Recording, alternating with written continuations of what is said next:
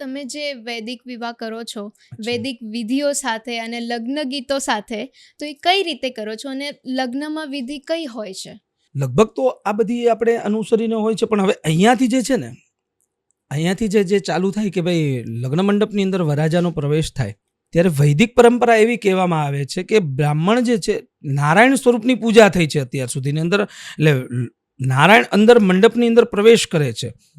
એટલે પ્રવેશ કરે છે એટલે યજુર્વેદ સંહિતાની અંદરથી પુરુષ સૂક્તના, એટલે કે નારાયણની માટેથી એની સ્તુતિ વંદના, કે નારાયણનું સ્વરૂપ છે તો એની સ્તુતિ ક્યાંથી થાય, તો કે ભાઈ વેદ મંત્ર જ્યારે અમે વૈદિક વિવાહ કરીએ છીએ આજે, તો અમે એની અંદર અમારા ઘણા બધા અમારી સાથે અમારા ભૂદેવો હોય છે. અમારી સાથે ઘણી બધી દીકરીઓ લગ્ન ગીત ગાવા માટેથી પણ અમારી સાથે હોય છે. તો જ્યારે આ પ્રવેશ જ્યારે કરે છે, વરરાજા જ્યારે પ્રવેશ કરે છે, તો એની અંદર શુક્લ યજુર્વેદની અંદર જે પુરુષ સૂક્ત જે છે એની દ્વારા અમે એને આમંત્રિત કરીએ છીએ, અમે એને બોલાવીએ છીએ, એનું આવાહન કરીએ છીએ કે સહસ્ર શિરેખા પુરુષ સહસ્રાક્ષ સહસ્રપાદ સભ્ભૂમિઘ્ઘુ સર્વતસ્પૃત્વાતિ તિષ્ઠ દશાંગુલમ. આ વેદનો મંત્ર છે, યજુર્વેદ સંહિતા છે, અને એને દ્વારા તે અમે નારાયણને આમંત્રિત કરીએ છીએ કે હે વિષ્ણુરૂપી વર, આપ મંડપની અંદર પધારો. પછી ઘણી વખત જોવા માટે જઈએ છીએ કે ભાઈ વરરાજાની અંદર આ એન્ટ્રી, આપણી ભાષાની અંદર કહીએ કે એન્ટ્રી થાય છે, તો અમે લગ્ન ગીતની અંદર હાજર હોઈએ તો ત્યાં આવીને ઘણા લોકો એવું કે પિક્ચરોના અમુક સોંગો વગાડે છે, હજી હું શાન શહેનશાહ, ને હું સમજુ છું ત્યાં સુધીની અંદર જેને નારાયણનું પ્રતીક દીધું એ અકબર તો ન જ હોઈ શકે. તો અગર ગીતો પણ વગાડો છો તો વાંધો નથી, તો પણ રામચંદ્રના વગાડો ને. બરાબર છે. હા, હમણાં આપણે સુંદર મજાની આપણે અયોધ્યાની અંદર પ્રતિષ્ઠા કરી, તો એ ઘણા બધા સુંદર સુંદર ગીતો નીકળ્યા છે, અને કાંઈ ન આવડે તો જ્યારે પોખણા કરતા હોય ત્યારે આપણે પ્રાચીન ગીતો કેવા સુંદર છે કે ભાઈ સીતા અને તોરણ રામ પધાર્યા. જે રીતના વરરાજાની એન્ટ્રી છે, તો એ જ રીતના પછી જે દીકરી, જે કન્યા જે છે, એ લક્ષ્મીરૂપી કન્યા જે આવતી હોય, તો એ નાચતી આવતી હોય, આ શોભની બાબત નથી. સાચી વાત છે. જેવા વરરાજા અંદર પ્રવેશ કરે છે તો એની સાથે સાથે હવે ભાગ શું આવે છે, તો કે ભૂદેવ મંગલાષ્ટક બોલશે, જેનું મંગલમય આચરણ, લક્ષ્મીનારાયણનું મંગલમય આચરણ છે, તો એની માટેનું મંગલાષ્ટક છે. તો સુંદર મજાના મંગલાષ્ટકો બોલાતા હોય, દીકરીનું આગમન થતું હોય, કન્યાનું, લક્ષ્મીરૂપી કન્યાનું આગમન થતું હોય, તો એ સમયે શું બોલવું જોઈએ? લક્ષ્મી આવે છે તો ઋગ્વેદની અંદર એની માટેનું આખું શ્રી સૂક્ત બતાવવામાં આવ્યું છે. આપણી સંસ્કૃતિ તો જુઓ કે એક દેવ તત્વ માટેથી, એક વસ્તુ માટેથી આખા સૂક્તોના નિર્માણ કર્યા છે, કે વિશાળ સૂક્તો બનાવેલા છે, અને એક સૂક્તની અંદર અનેક મંત્રો હોય, અને એ એક મંત્રની અંદર એટલો વિસ્તારપૂર્વક એનું વર્ણન કરવામાં આવ્યું છે કે જે વર્ણન કરતા આપણી જીભ પણ થાકી જાય. આટલું સુંદર મજાનું વર્ણન છે. લક્ષ્મીનું આગમન થાય છે તો એની અંદર ઋગ્વેદની અંદર જે શ્રી સૂક્ત બતાવ્યું છે કે હિરણ્યવર્ણામ હરિણીમ સુવર્ણ રજતસ્રજામ ચંદ્રામ હિરણ્યમયીમ લક્ષ્મીમ જાત વેદોમાં આવહ. તો આ પણ સુંદર રીતે બોલી શકાય છે. આ પણ ભૂદેવો બોલે છે. આપણે અમારા લગ્ન ગીતની અંદર અમે જ્યારે હાજર હોઈએ છીએ ત્યારે અમે ફરજિયાત અમે બધા વેદના મંત્રો, અને અમે તો પાર્થભાઈ ત્યાં સુધી છીએ કે વિધિવત કાર્યની અંદર જ્યારે અમે વૈદિક વિવાહની અંદર જ્યારે અમે હોઈએ છીએ ત્યારે નાની બાબત પણ અમે ધ્યાન રાખીએ છીએ. એક પણ વિધિ તો ન છૂટે, પણ એનો વેદનો મંત્ર પણ ન છૂટવો જોઈએ. પછી લગ્ન મંડપની અંદર દીકરોને દીકરી આવી જાય, છેડાછેડી બાંધી દે, બેસાડી દે વરમાળા, પછી કન્યાદાનના પ્રસંગો ચાલુ થાય. કન્યાદાન એટલે શું દાદા? જ્યારે આવા લગ્ન પ્રસંગો હાલતા હોય ને અમારી ખાસ કરીને અમારી ઇવેન્ટ હોય બધી તો એની અંદર આ વૈદિક વિવાહની જ્યારે ઇવેન્ટ હોય ત્યારે ખાસ કન્યાદાન વિશેનું ખૂબ સમજાવું. દાનના ઘણા બધા પ્રકાર છે. કન્યાદાનને પૂર્વે દાન કેટલી કરવામાં આવે છે? ઘણા બધા પ્રકારના દાન કરવામાં આવે છે. કે બધાથી પહેલાં તો ભૂમિના દાન કરવા. જો પિતાની પાસે સગવડતા સંપત્તિ હોય ને ક્યાંક જૂની કંઈક 7-12-8 પડી હોય તો એકાદો કટકો દીકરીને દેવો કન્યાદાનના સમયે. પછી એ ન શક્ય હોય, તમારી પાસે બહુ સંપત્તિ હોય ને તો તમે ભૂમિના દાન કરી શકો. સંપત્તિ વધારે હોય તમે સોનાના દાન કરી શકો. કોઈ પણ પિતા છે પોતપોતાની રીતના એ દીકરીને કન્યાદાન કરતા જ હોય. અને કન્યાદાનની અંદર કરિયાવરો પણ ઘણા બધા પ્રકારના આપતા હોય. કન્યાદાન કરવા માટેથી તમારી પાસે બહુ સંપત્તિ હોય, તમે શું ન દાન કરી શકો, પણ કન્યાદાન કરવા માટેથી તો એક દીકરીનું બાપ હોવું જરૂરી છે. એ માત પિતાને બેસાડ્યા હોય અને માત પિતાને બેસાડ્યા બાદની અંદર એ પિતા જે છે એ કન્યાદાન કરવા માટેથી બેઠેલ હોય, લક્ષ્મીનારાયણની પૂજા કરે, એના પગ ધોવે છે. તમે જુઓ, એ વરરાજાના પગ ધોવે છે. એ શું કામે પગ ધોવે છે? કારણ કે નારાયણ છે એટલે પગ ધોવે. દીકરીના પગ ધોવે છે.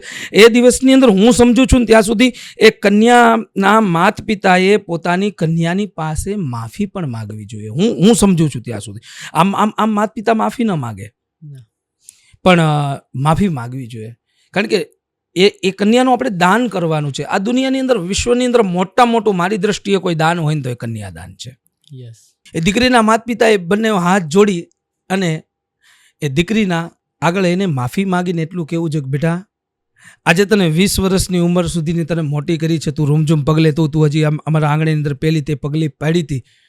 આ અમારા જીવનની કુમકુમ પગલી જ હતી અને આ તારી પગલી થકી અમે બહુ સુખી થયા છીએ. દીકરી ઘણા લોકો એમ કે ભારો, અરે એ ભારો નથી, એ તુલસીનો ક્યારો છે સાહેબ.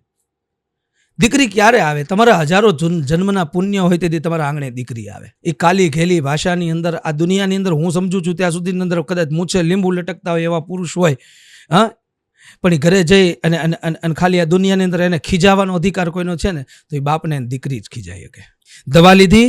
કેમ નથી લીધી? જયમાં? કેમ નથી જયમાં? પાણી હજી નથી પીધું? હવે કેટલીક વાર છે? આવી ઘણી બધી વસ્તુ એવી છે કે જે પિતા અને પુત્રીની વચ્ચે જે બનતી હોય. તો માફી શું માગવી જોઈએ? તો માફી એ વાતની માગવી જોઈએ કે બેટા, આજ 20 વર્ષની ઉંમર સુધીની તને મોટી કરી છે, કદાચ તને સાચવવાની અંદર કોઈ કચાશ રહી ગઈ હોય ને તો આજે દયા કરીને ક્ષમા કરજે. કારણ કે તું તો પારેવડું હમણાં ઉડી જઈશ. હજી મારે તને કેટલાય તો લાડ લડાવવાના, પિતાને કેટલાય લાડ લડાવવાના બાકી રહી જાય.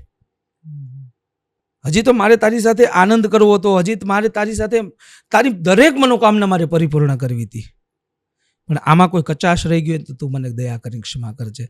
હા, ક્યારેક વખત એવું બન્યું હશે કે તે તોફાન કર્યા હશે, કંઈક અણગમું એકબીજાને થયું હશે, તને ખીજાવાનું થયું હશે.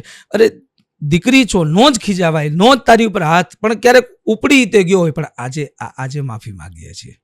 ક્યારેક તારી એવી જીદ હશે બેટા કે જે અમે સમજતા હતા કે આ જીદ જે છે એ જીદ તને નુકસાનકારક છે ને એટલે ખીજાણા હશું, પણ તારા હિત માટેથી દરેક કાર્ય કર્યા છે. આ દુનિયાની અંદર કોઈ માત પિતા એવું છે ને જે પોતાનું સંતાનનું બુરું ઈચ્છી શકે. રાઈટ. હું તો દરેક બાળકોને કહું છું કે આ દુનિયાની ઉપર બીજા કોઈની ઉપર ભરોસો કરો કે ન કરો, પણ એક વ્યક્તિ તમારા માત પિતાની ઉપર આંખો બંધ કરીને ભરોસો કરી લે. કારણ કે આ દુનિયાની અંદર એક જ પાત્ર એવું છે, તમારા માત પિતા એ જ પાત્ર એવું છે જે માત્ર ને માત્ર તમારું સારું ઈચ્છે છે. એ ક્યાં પોતાના બાળકનું કોઈ દી, એને માત પિતા કોઈ દી બુરું ઈચ્છે જ નહીં.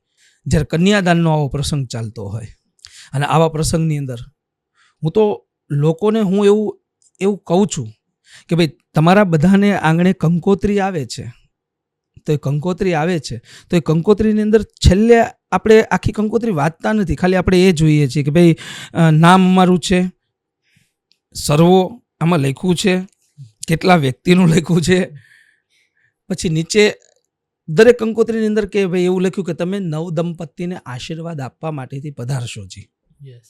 તો પાર્થભાઈ એક વસ્તુનો તમે વિચાર કરજો કે આટલા બધા લોકો આપણા પ્રસંગોની અંદર જોડાતા હોય, ખરેખર આ બધા એને આશીર્વાદ આપવા માટે આવે છે ખરા? શું કરે? તો કે મહેમાનોના બધા એના પ્રકાર હોય, વ્યક્તિઓના દરેકના અલગ અલગ પ્રકાર હોય. કોઈ વ્યક્તિ હોય છે તો એ ખાલી ડેકોરેશનની અંદર, હા આભા બહુ ખૂબ સરસ કર્યું છે ડેકોરેશન, વાહ. કોઈ લોકો ગીત સંગીત સાંભળવા માટેથી આવ્યા, શું વાત છે, ખૂબ સરસ મજાનું ગીત સંગીત ચાલે છે. કોઈ વ્યક્તિ એવું છે કે આહા જમવાની વ્યવસ્થા, ચાલો એ જોઈ લઈએ. તો એના ભાગરૂપ હોય કે ભાઈ જમવાનું શું છે, આ છે. આમાંથી કોઈ પણ એવી વ્યક્તિ આવે છે ખરા જેને આપણે કંકોત્રી આપીએ કે હા આ બંને જે પરિણીતા જે છે, આ નવ દંપતી બંને જે છે, એને મારા હૃદયના આશીર્વાદ છે કે હું આના પ્રસંગની અંદર જાઉં અને આને આશીર્વાદ હું જઈને આપું એટલે આ બંનેનું ગૃહસ્થ જીવન તો ધન્ય બને. સાચી વાત છે, પણ આજકાલ એ કોઈ નથી કરતું. તો એ અમે નવી આખી પ્રણાલી ચાલુ કરી. ઓકે. જે પ્રણાલી મેં એવી ચાલુ કરી કે હું જ્યારે મારા લગ્ન ગીત હોય તો અથવા તો અમારી આ જે વૈદિક વિધિ હોય તો એની અંદર હું તમામ લોકો જેટલા પણ આમંત્રિત મહેમાનો હોય એ બધાને હું આ સમયે ઊભા કરું છું. ઓકે. ઊભા કરી અને એ બધાનો જમણો હાથ હું એ પણ જે પણ સ્થાનની ઉપર હોય એ સ્થાનની ઉપર ઊભા કરીને પોતાનો જમણા હાથને ઉપર કરાવડાવું, એટલે કે આશીર્વાદ આપતા હોય એ ભાગરૂપે કરાવડાવું.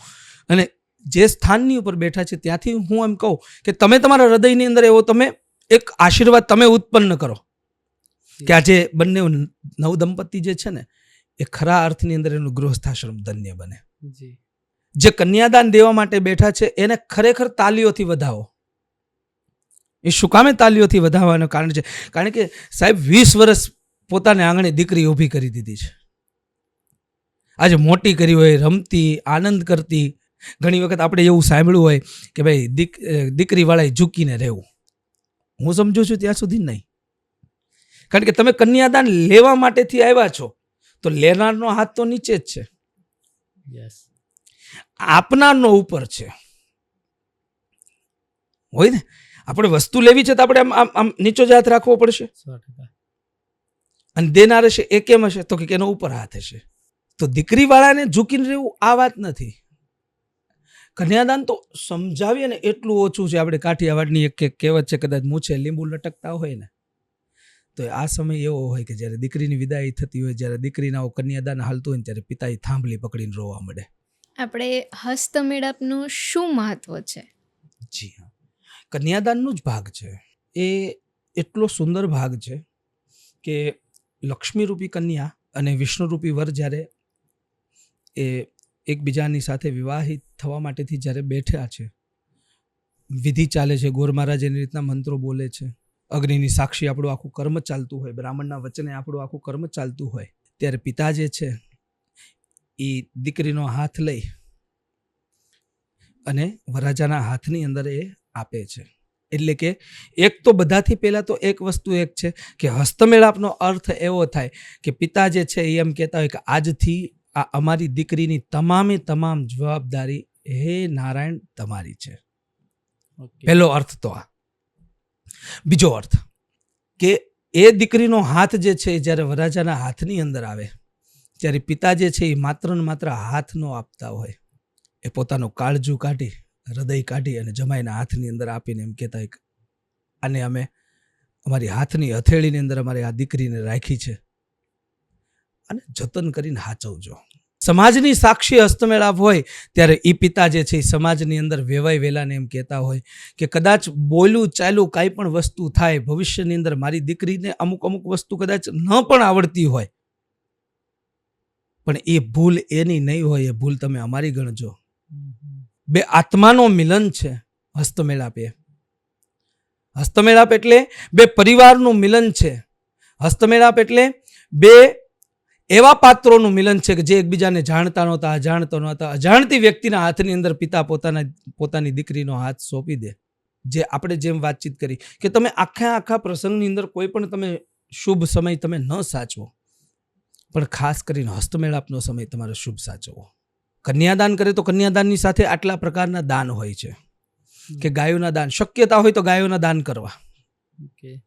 શક્યતા હોય તો ભૂમિના દાન કરવા, શક્યતા હોય તો સોનાના દાન કરવા, તુલસીના ક્યારાના દાન કરવા, શક્યતા હોય તો કાંસાના પાત્રના દાન કરવા, ત્રાંબાના પાત્રના દાન કરવા, અને છેલ્લું કોઈ મહત્વ કોઈ દાન છે તો એ કન્યાનું દાન છે. અને હું સમજુ છું ત્યાં સુધીની અંદર કે આ તમારા આ ચેનલના માધ્યમ દ્વારા, તમારા પ્લેટફોર્મને દ્વારા, તમારા શોને દ્વારા કે આ સંદેશો જેટલા લોકો સુધી પહોંચે વધુમાં વધુ, તો પોતાના જીવનની અંદર બીજું કાંઈ દાન કરે કે ન કરે, પણ એક વખત એના જીવનની અંદર માણસ કન્યાદાન તો જરૂર કરે. યસ. આજે તમારે દ્વારા આ લાખો લોકો સુધી આ સંદેશો પહોંચવાનો છે. એટલે આની અંદર લાખો લોકોનું આ માત્ર ને માત્ર તમે જે આ આખું જે શો જે તૈયાર કર્યો છે, અથવા તો આ તમે જે કંઈ પ્રશ્નો પૂછો છો, અહીંયા બેઠા હું સમજુ છું ને ત્યાં સુધી કરોડો લોકોના આશીર્વાદ તમે અહીંયા બેઠા પ્રાપ્ત કરશો. યસ. કારણ કે તમારા દ્વારા, તમારા માધ્યમથી આજે લાખો લોકો સુધીની અંદર આ વસ્તુ ત્યાં પહોંચશે. અને દાદા એક ટોપિક પર આવું તો લગ્નમાં ફેરા ફરાય છે અને 4 ફેરા ફરાય છે, તો એનું શું મહત્વ છે? અને છેલ્લા ફેરામાં હા. કન્યાને આગળ શું કામ રાખવામાં આવે છે? આમ તો 4 પ્રદક્ષિણા કીધેલી છે. અગ્નિની ફરતી 4 પ્રદક્ષિણા છે. એ 4 પ્રદક્ષિણા એવી છે કે આપણા 4 પુરુષાર્થ છે: ધર્મ, અર્થ, કામ અને મોક્ષ. આ 4 પુરુષાર્થ છે. એ પ્રદક્ષિણા જે છે એ 4 પ્રદક્ષિણાની અંદર એક એ પુરુષાર્થ ત્યાં કામ કરે છે, એ ભાગ ભજવે છે. બધાથી પહેલો જે પ્રદક્ષિણા જે છે એ ધર્મની છે. એટલે કે એ વર અને વધુ બંને જે છે એ જ્યારે પ્રદક્ષિણા જ્યારે ફરતા હોય ત્યારે બધાથી પહેલા એ લોકોને એવું સૂચન કરવાનું કે અમે ધર્મની સાથે અમે જોડાયેલા રહીશું. અને પુરુષ તો કે ધર્મની અંદર ક્યાંય એવું લાગતું નથી કે આગળ હોય, તો પ્રદક્ષિણાની અંદર તમારો પ્રશ્ન એ પણ છે ચોથા ફેરે શું કામે દીકરી આગળ? તો ધર્મની અંદર હંમેશા પુરુષે આગળ રહેવું. અત્યાર સુધી પિતાએ એમ કીધું હોય, માતાએ એમ કીધું હોય દીકરીને કે તું આ વ્રત કરજે, પણ જ્યારે સાસરે આવે ત્યારે જે પતિ જે છે એ ધર્મની સાથે ન હોય. કારણ કે પતિને ડગલે ડગલે ચાલવાનું છે. જો પતિ ધર્મથી દૂર થશે તો પત્ની થવાની જ છે. એટલા માટેથી પહેલી પ્રદક્ષિણા ધર્મની છે. બીજી અર્થની. અર્થ એટલે કમાવું, વ્યવસાય, ભૌતિકતા, દરેક પ્રકારની જરૂરિયાતો જે છે એ પુરુષ પ્રાધાન્ય વસ્તુ છે. કમાવા માટે એવી રીતના ન કહી શકાય કે ભાઈ ઘરની સ્ત્રી તારે પણ કમાવા જવું પડશે. આ એ વાત અલગ છે કે ભાઈ કંઈક આવડતું હોય અથવા તો આપણે કોઈ આપણા માધ્યમની દ્વારા એવું કોઈ આપણે નથી કહેવા માંગતા કે સ્ત્રી જે છે ઘરમાં જ બેસી જાય. પણ પેલી જવાબદારી કોની આવે છે? એ પુરુષની આવે છે. અર્થ. ત્રીજી વાત કામ.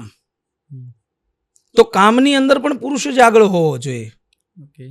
કારણ કે સ્ત્રી જે છે લજ્જાનું પ્રતીક છે, એક શરમનું પ્રતીક છે. કામની અંદર સ્ત્રી ક્યારે માટે ડગલું આગળ ન ભરે.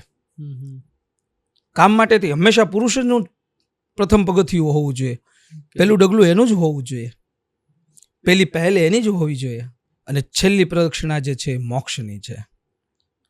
તો કહેવાનું તાત્પર્ય એમ છે કે જે આ બધી વસ્તુ, આ 3 વસ્તુ જ્યારે પુરુષ સંભાળતો હોય તો નારી એ તો નારાયણી છે. અને ચોથા પ્રદક્ષિણાની અંદર જ્યારે કહ્યું હતો કે મોક્ષનો માર્ગ આવે ત્યારે એ દીકરી આગળ આવી જાય, ત્યારે એ લક્ષ્મીરૂપી કન્યા આગળ આવી જાય. અને કદાચ એ પોતાના સ્વામીની ઉપર કાળ પણ આવવાનો હોય તો આપણી હિન્દુસ્તાનની સંસ્કૃતિ છે કે યમરાજના દરબારની અંદર ગયા પછીની અંદર કોઈનો જીવ અત્યાર સુધીની અંદર પાછો આવ્યો નથી. પણ એક સાવિત્રી જેવી હતી કે જેણે પોતાના સ્વામીના જીવને પણ પાછો લઈ આવી હતી. પણ એ ક્યારે? પતિવ્રતા હતી. એટલે ચોથો જે ફેરો જે છે ને એ મોક્ષનો છે. અને મોક્ષના ફેરાને સમય પત્ની આગળ આવી જાય અને પતિને પણ કહી દે કે હવે તમારો મોક્ષનો માર્ગ મને ખબર છે કેમ. પતિ કદાચ કંઈક એવી અવળે રવાડે ચડી જાય, અવળે જગ્યાએ એની ઉપર ચડી ગયો હોય તો ત્યાંથી લાવવાની, પાછું ખેંચીને લાવવાની જવાબદારી કોની છે? પત્નીની છે. એટલે તેને સુશીલા કીધી છે. તો જ્યારે એ સાવિત્રી બનવાનો જે સમય આવે, એટલે કે ચોથી પ્રદક્ષિણા જ્યારે કરવાનો આવે એ મોક્ષ માર્ગની છે. મોક્ષ માર્ગની પ્રદક્ષિણા જે છે એની અંદર હંમેશા સ્ત્રી આગળ હોય. અને સ્ત્રી જ્યારે આગળ હોય એટલે ચોથી પ્રદક્ષિણાની અંદર એને આપણે આગળ કરવામાં આવે છે. ઓકે. અને દાદા લગ્નમાં જે ભાઈના હાથે જવતલ હોમવામાં આવે, એ શું કામ? ભાઈના હાથે જ કેમ? ઘરની અંદર બધા લોકોનું તો લગભગ કન્યાદાનના સમય માતા પિતા બેઠા હોય છે. બેન હોય તો એ પોતે સામૈયા લઈને ગઈ હોય સાળી તરીકે. હવે અહીંયાથી દીકરી મોકલી દીધી પારકા ઘરની. જ્યારે આપણે તેમ કહીએ ને ભાઈ તો પારકા ઘરની કહેવાય. દીકરી એટલે દુહિતા છે. 2 કુટુંબને તારે. જ્યાં જન્મી એને તારે અને જ્યાં સાસરે જાય છે ને એને તારે. દીકરી દુહિતા છે, એ 2 પક્ષને તારી દે. પણ જવતલ જ્યારે એક તો ઔષધિનું કામ કરે છે, આખી યાજ્ઞિક પદ્ધતિ છે, ગ્રહ શાંતિપૂર્વકનું આખું વૈદિક વિવાહ કરવું જ જોઈએ, જેની અંદર નવગ્રહોની આહુતિઓ આપવામાં આવે. યવતલની સાથે ઔષધિ, ગાયનું ઘી, ગાયના છાણા, આ બધી વસ્તુ ઓક્સિજન વર્ધક છે. એક તો પહેલાં તો એટલે વિજ્ઞાનની દ્રષ્ટિએ એ જોઈ લો. બીજી વાત એક છે, જવતલ એટલા માટેથી કે દીકરીના ખોબાની અંદર ભાઈ જે છે એ જવતલના ભાગરૂપે અંદર મૂકતો જાય ને ભાઈ કહેતો જાય કે કાલ સવારે બેન તારું સારું જોઈને જ અમે મોકલીએ છીએ, પણ કાલ સવારની અંદર કદાચ તારા ઘરની અંદર કંઈક ખૂટે, તને કંઈક જરૂર પડે, તને કંઈક મદદની જરૂર પડે, તે દિવસે આ જવતલ એટલે કે આ 10 આંગળીએ હું દાન કરીને હું એટલું હું કહું છું કે બેન વિના સંકોચે તારો ભાઈ તારી પાસે ઊભો જશે. એ જવતલ હોમીને એમ કહે છે કે ભાઈ ધનધાન્ય જે છે તારે ક્યારેય માટેથી તારે જરૂર પડે ત્યારે તારો ભાઈ તારી બાજુની અંદર ઊભો છે. બાળકી જ્યારે જન્મે, જ્યારે દીકરી જ્યારે જન્મે, એ કપડું પિતાના ઘરનું, છેલ્લું કપડું એ પિતાના જ ઘરનું હોય. કે અંતિમ સુધી આપણી સંસ્કૃતિ તમે એ જુઓ, ક્યાંક ને ક્યાંક આપણે ક્યાંય આપણી સંસ્કૃતિ આપણે એકબીજાથી આપણે અલગ છીએ જ નહીં, ક્યાંય છૂટા જ નથી.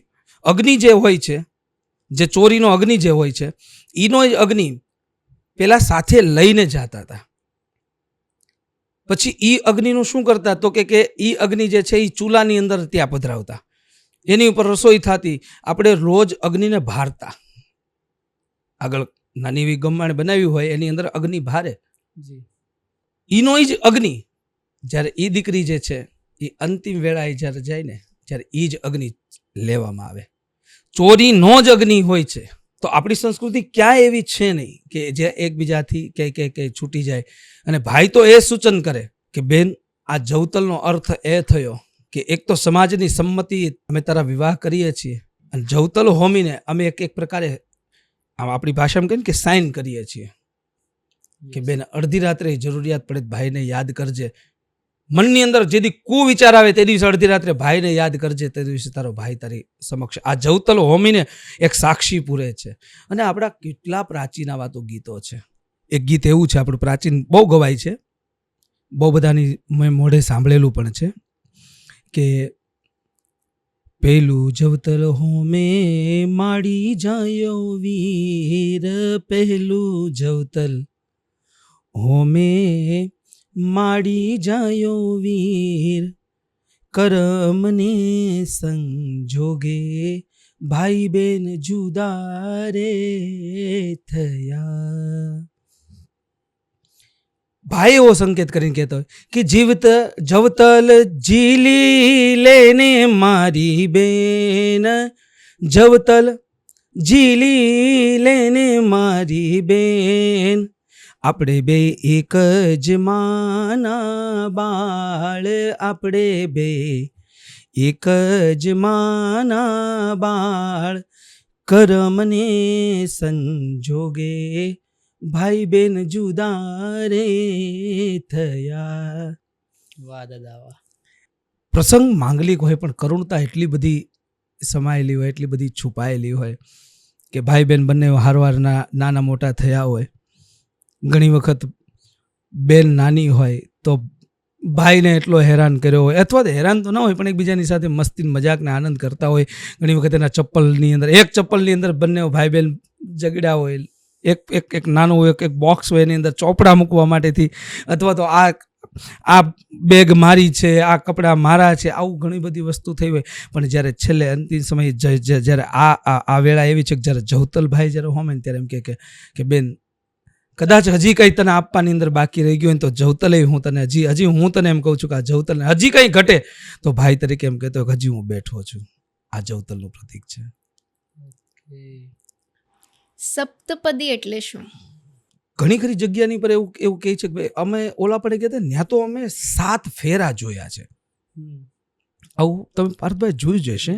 હા, તો એ 7 ફેરા નથી, એ આ સપ્તપદી જ છે. પણ ઘણા ખરા સમાજની અંદર એવા લગ્નો થાય છે કે જેની અંદર 7 એ લોકો આ સપ્તપદીની ભાગરૂપે 7 ફેરા ફેરવે છે. ગાયત્રી પરિવાર હોય તો એની અંદર 7 ફેરા ફેરવે છે. આર્ય સમાજની અંદર પણ 7 ફેરા ફેરવે છે. એ લોકો સપ્તપદી નથી, પણ ખરેખર સપ્તપદી એટલે 7 વરના વચનો અને 7 વચન જે કન્યા જે પરણે છે, વધુ જે પરણે છે એના 7 વચનો હોય છે. એ 7 પ્રતિજ્ઞાઓ જે છે એ વરે અને કન્યાએ બંને પાલન કરવાની. શું તો કે બધાથી પહેલા તો કે પારકા ઘરની આપણે દીકરી લઈને જઈએ છીએ આપણી બીજાની દીકરી આપણે લઈને જઈએ છીએ તો એનું જતન કરવાથી લઈ અને એની તમામે તમામ પ્રકારની જવાબદારી જે છે એ વર એમ કે હા હું ઉઠાવવા માટેથી તૈયાર છું, હું મંજૂર છું.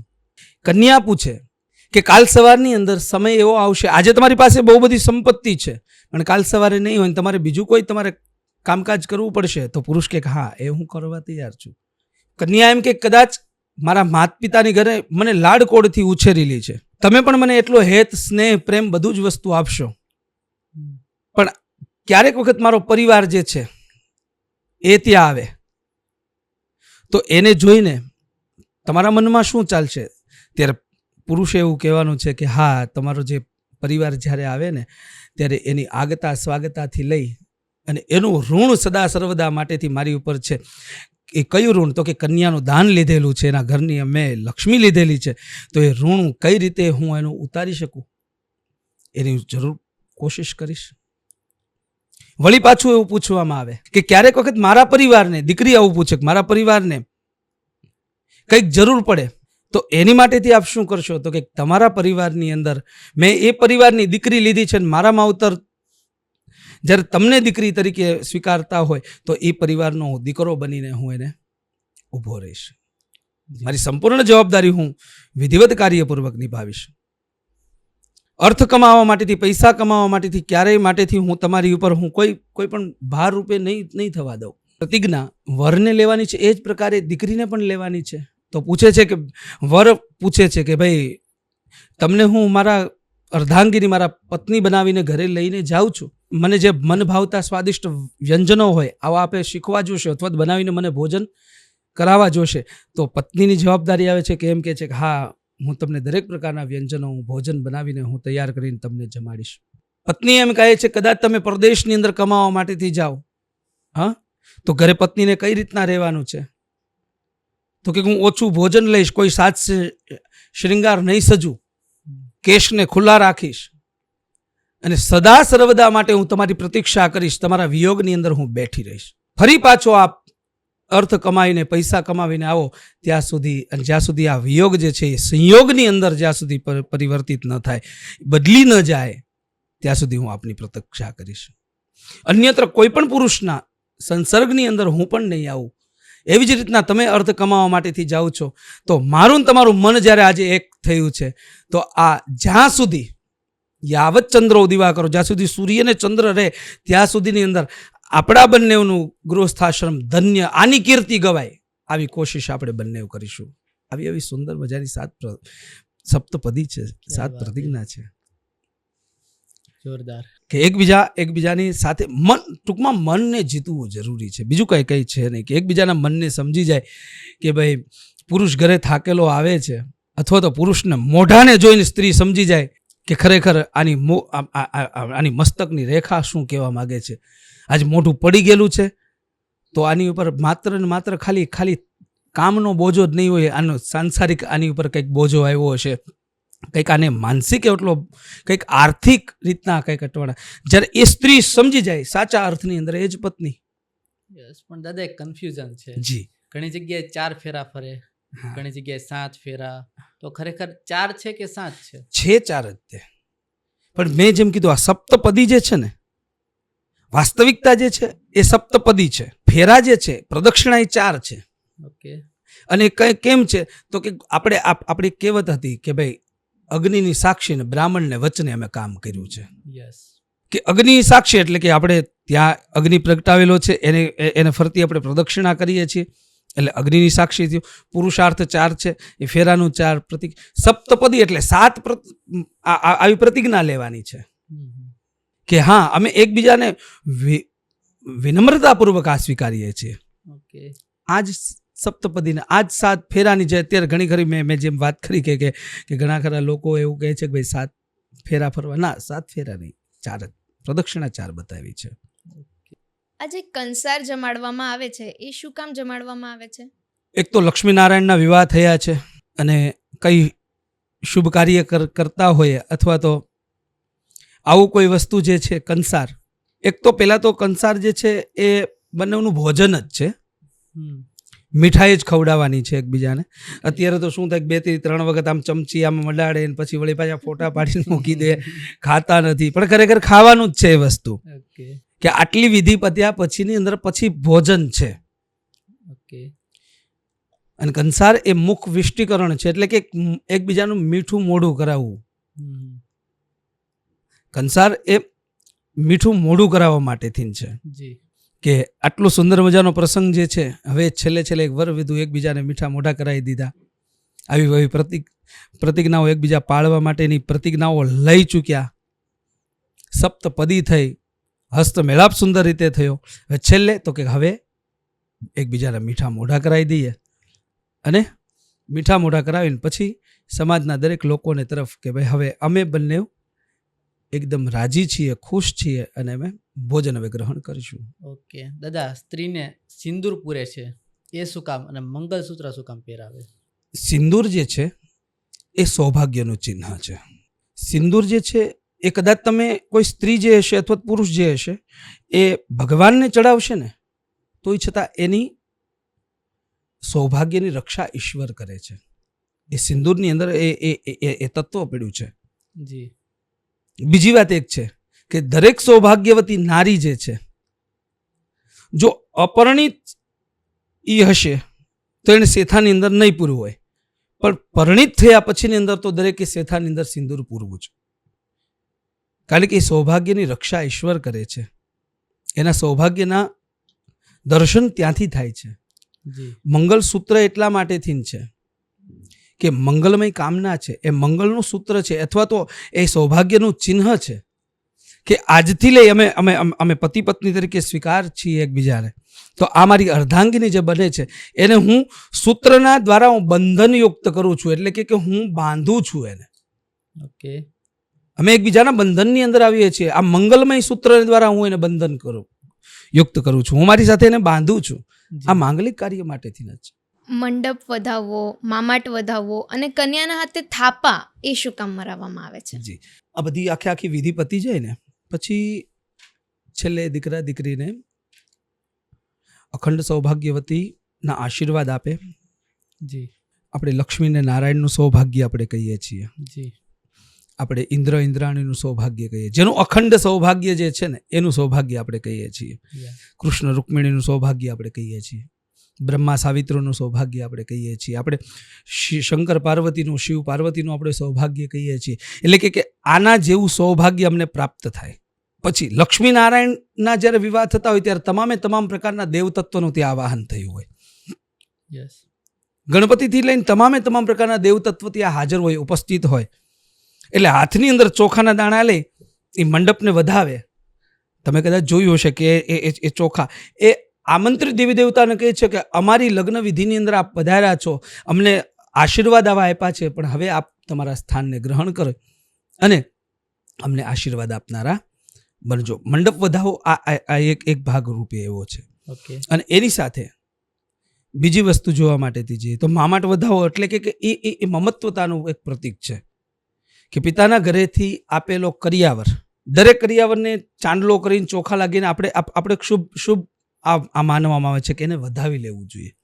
કે જે છે વધાવવું એટલે જે છે એ સ્વીકાર કર્યો છે અમે એ કરી, અને છેલ્લે દીકરી જે છે ને એ બંને હાથની અંદર આમ ગણતરી કરવા માટે જે કે આ એક નિશાની મૂકે છે.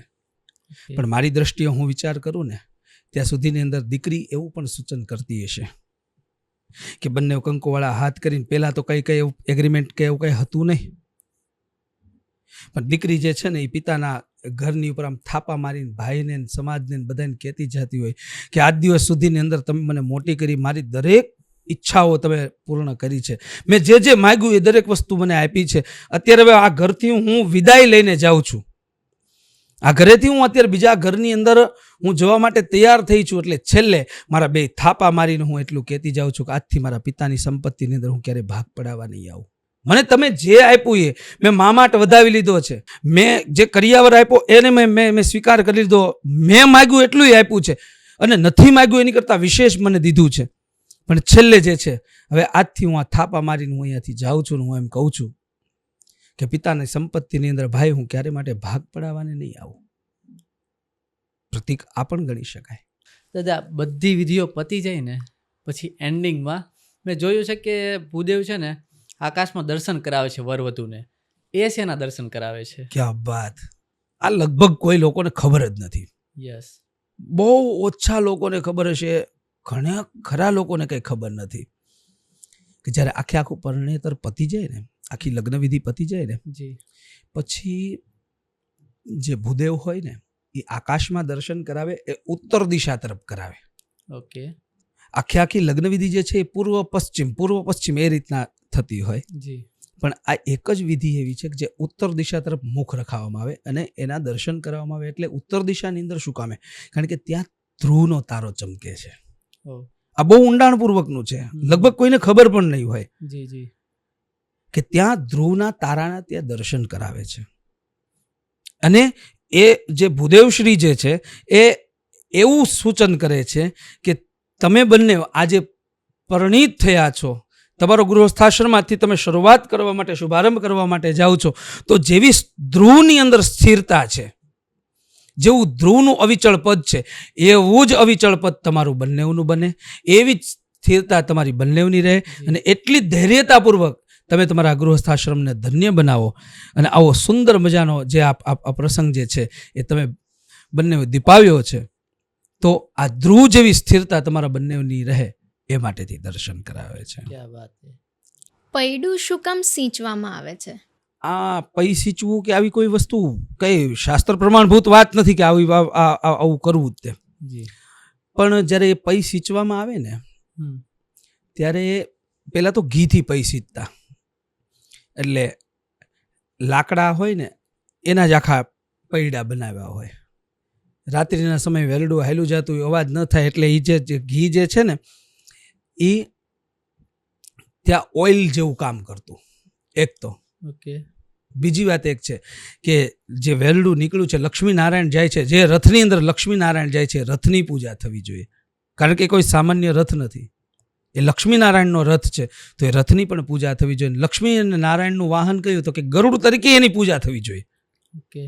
એનો જ રથ થયો ને, એનું જ વાહન થયું. જી. પછી શ્રીફળ આપણે નીચે વધેરતા હોય ત્યાં, તો એ શ્રીફળ એટલા માટેથી પણ વધેરવામાં આવે છે કે અર્થો તો ઘણા બધા થાય છે, પણ હું મારી દ્રષ્ટિએ વિચારું છું ત્યાં સુધીની અંદર એ પૃથ્વી માતાને અથવા તો એ રથનું પૂજન કરી અને જેમ પંચ પૂજા બતાવેલી છે એની અંદર એક પંચોપચાર પૂજાનો ભાગ એવો છે કે જેની અંદર ધૂપ, દીપ અને નૈવેદ્ય 3 વસ્તુ આવે છે. તો નૈવેદ્ય ધરાવવું પણ જરૂરી છે. જી. અને એની અંદર પણ પૃથ્વીનું સન્માન છે, એની અંદર પણ એ રથનું સન્માન છે. અને એ રથને ત્યારબાદ રવાના કરવામાં આવે કે હવે તમે ગૃહસ્થાશ્રમ તરફ આગળ વધો. ઓકે. અને આ બધી વાતો દાદા મને લાગે છે ને ત્યાં સુધી લગભગ 10% લોકોને માંડ ખબર હશે. જી, એવી ઘણી બધી તો પ્રાચીનતાની સાથે જોડાયેલી છે, પણ આની સાથે વિજ્ઞાન બહુ જોડાયેલું છે પાર્થભાઈ. ખાલી માત્ર એવું નથી કે જે ઊભું કરવામાં આવ્યું હોય અથવા તો કે જે તે સમયની અંદર આવી વ્યવસ્થાઓ હતી કે આવી રીતના, ના, એવું નથી.